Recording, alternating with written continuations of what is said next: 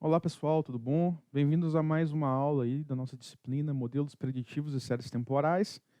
O tema da aula de hoje vai ser a introdução à modelagem preditiva, né? A gente vai ver os conceitos fundamentais aí, o que diferencia essa modelagem de outras abordagens, né? E a primeira coisa aí que eu gostaria de citar, né, que é uma frase aí do Arthur Samuel, que foi um dos principais pessoas aí que falaram pela primeira vez a frase, né, machine learning, introduziram sim essas duas palavras aí tão poderosas hoje, que é o machine learning, né? E o que é o machine learning, né? O que ele disse aí lá em 1959? A habilidade é um campo do estudo onde você dá ao computador a habilidade de executar tarefas sem ser explicitamente programado, né? E a gente vai ver no decorrer da aula de hoje o que significa não ser explicitamente programado. Bom, e o aprendizado de máquinas, ele utiliza um conjunto de ferramentas para a modelagem dos dados que está dentro do campo do aprendizado estatístico, né? E o que é a abordagem estatística para o aprendizado de máquinas, né? É desenvolver modelos capazes de aprender a partir dos dados. E para a gente constatar aqui o aprendizado de máquinas, né, a gente vai comparar ele com a abordagem simbólica. A abordagem simbólica, por exemplo, vamos supor que a gente tem um problema que é para classificar dois dígitos. Né? A gente tem aqui o dígito 2 e o dígito 1. Né? O que a abordagem simbólica ela iria fazer? Né? Ela iria, por exemplo, escrever algumas regras para tentar identificar, para tentar classificar esses dois dígitos. Vamos supor que uma das regras fosse, se o dígito é composto por uma reta, então 1. E se o dígito é composto por mais ou umas curvas, a gente vai lá e classifica como 2. É uma abordagem que para esse problema poderia funcionar. Mas vamos supor que a gente tivesse, por exemplo, começasse a querer inserir outros dígitos. Né? Como que a gente conseguiria incrementar essa regra para abranger outros números? Né? Se a gente quisesse, então, classificar, escrever uma regra para o número 4, né? Então a gente teria que incrementar lá no nosso código, né? Inserir mais um if, mais um else para falar, beleza, se o dígito é composto por 3 retas, então 4. Então a abordagem simbólica vai por esse caminho. Mas vamos supor que agora, ao invés de ter o 1, 2, 4, a gente tem assim centenas de milhares de dígitos que a gente queira classificar. Cada um ele tem um perfil diferente, porque eles são dígitos escritos à mão, né? A caligrafia de cada pessoa, né? É única, né? Diferente das demais. Como que a gente conseguiria generalizar esse tipo de regra para conseguir abranger todo esse espectro possível aí de dados, né?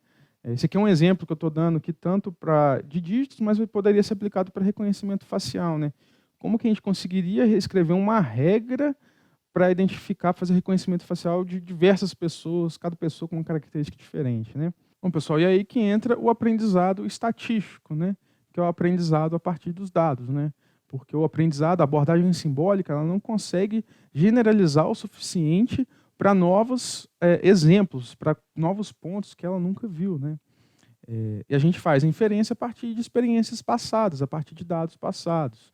E aí uma frase que eu gosto sempre de dizer, né, que o seu modelo é tão bom quanto forem os dados que o alimentam, né?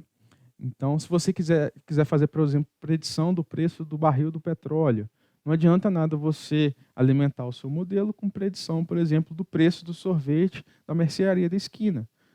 Não vai funcionar, né? Então, a gente tem que sempre preocupar com essa questão que o modelo e dado andam junto, né? Não tem como se desenvolver um modelo muito bom se você não tem dados que são representativos, né? Que são o suficientemente representativos aí da sua população, né? De dados. E alguns dos exemplos de problemas que a modelagem preditiva, né, que o machine learning ele consegue resolver, por exemplo, igual eu já mencionei para vocês em alguns exemplos passados, que é o próprio reconhecimento de dígitos, né? Então a gente consegue fazer esse tipo de modelagem para reconhecer um dígito. A gente tem uma gama enorme de possibilidades para esse problema, né? Porque, igual eu mencionei para vocês, cada pessoa escreve de um jeito e os modelos são capazes de generalizar e inferir qual que é o dígito, né, de uma pessoa, da caligrafia de uma pessoa que ela nunca viu. Então, isso é muito interessante, né, porque a gente não precisa conhecer todos os dados para fazer e escrever regras específicas para cada dígito. A gente consegue generalizar aí a partir dos modelos. Aqui é só um exemplo, por exemplo, de classificação de dígitos 0 e 1. o que a gente faz é a gente pega toda essa amostra de nossos dados, né, nosso volume de dados, e a gente gera uma representação, né, num espaço de características onde esses dados conseguem ser separados, né? Então, aqui é um exemplo onde a gente tem os exemplos, os exemplos da classe 0 e da classe 1, né? Que dentro de um processamento de dados, né, da criação de um modelo preditivo, a gente consegue gerar uma representação que consegue distinguir essas duas classes, né? Então, é basicamente isso que a modelagem preditiva na classificação ela faz. Ela tenta gerar um modelo, gerar features, né, para o nosso modelo que vai separar os nossos dados, vai levar os nossos dados para um espaço onde eles conseguem ser separados. Alguns exemplos recentes, né, de problemas de aplicações, de detecção facial. Esse é um exemplo aí, uma foto aí que foi muito divulgada aí, né, do Oscar. Mas é um exemplo de detecção facial que a gente consegue fazer também com modelagem preditiva. O uso de deep learning, né, outras estratégias aí mais robustas, mas que ela é muito parecida com a classificação de dígitos, né, porque a gente tem que primeiro classificar se dentro de uma região a gente tem uma face ou não, né. Então, a gente pode fazer uma analogia a isso, mas é uma coisa muito poderosa que a gente consegue fazer aí, utilizando alguns conceitos básicos da modelagem preditiva. Outros exemplos de problemas aí que a gente consegue fazer hoje, utilizando aí o Deep Learning, técnicas aí de Machine Learning, né? Por exemplo, a gente consegue gerar, hoje em dia, legendas automáticas para imagens, né? Então, a gente não precisa mais, por exemplo, se a gente estivesse gerando, por exemplo, legendas para filmes ou classificando imagens, por exemplo, lá se a gente entra numa plataforma de mídia social que gera uma descrição automática da imagem, hoje em dia a gente consegue fazer isso com o Deep Learning, aí, com técnicas que algumas das técnicas que a gente vai ver aí ao longo da nossa disciplina, né? Então, ali, por exemplo, no canto superior esquerdo, por exemplo, criança e mulher brincando no parque seria uma possível aí, legenda para a foto, que seria feita a partir de técnicas aí de modelagem. E esse aqui, pessoal, é um pipeline de dados, né, de modelagem, que eu sempre gosto aí de mencionar com os alunos, né, que ele dá uma visão geral daí do trabalho da pessoa que vai trabalhar aí com Machine Learning. Então, a primeira etapa, né, que ela não deve ser subestimada, em algumas das aulas seguintes a gente vai ver sobre ela, um pouco mais sobre ela, que é a etapa de coleta de dados, né? A etapa de coleta de dados aí, nos problemas reais, né, os problemas da indústria, ela é muito crítica, né, porque muitas das vezes os dados eles não vêm da forma como que a gente esperaria, né? Nunca vai vir na verdade, né? Vai sempre vir com ruído, vai sempre vir com alguma coisa que a gente não está esperando. Ou até mesmo muitas vezes a gente nem sabe como que vai coletar ainda, né? A gente nem sabe se o dado que a gente tem vai ser suficiente para realizar a tarefa que a gente precisa realizar, né? Então, é uma etapa crítica aí do nosso processo, que é a coleta de dados. Que muitas das vezes, quando a gente está estudando, né, o Machine Learning, isso pode ficar um pouco mascarado, porque a gente usa aí o que a gente chama de datasets de brinquedo, né, toy datasets, que são datasets já prontos, né, que já tem uma gama de informações que a gente consiga trabalhar, mas na prática não é assim. Então, é um ponto de atenção que a gente vai lidar com ela aí nas próximas aulas também. E uma vez que a gente já tem esse dado, a gente tem que fazer o pré-processamento, tem que tratar esse dado, tem que limpar, tirar valores que são absurdos, né? Diversos problemas podem vir dados duplicados, podem vir dados redundantes, podem vir dados absurdos, né? Por exemplo, falando que uma pessoa nasceu, se a gente tiver, por exemplo, uma base de dados, por exemplo, recente, a gente pode ter informação de uma pessoa que nasceu lá em 1900. Então, esse 1900 provavelmente não vai ser real, né? A pessoa ela não precisa ser considerada no modelo ou foi alguma coisa um dado errado que colocou lá mesmo, né? Então, dados absurdos a gente tem que tratar também. E esse é um processo contínuo, né? Porque a gente sempre vai estar recebendo mais dados, a gente vai estar sempre estruturando o nosso dado, gerando um dataset minimamente limpo para que a gente consiga aplicá-lo dentro de um modelo preditivo, né? Que é o próximo ponto aqui, que é a parte aí do Learning Algorithm.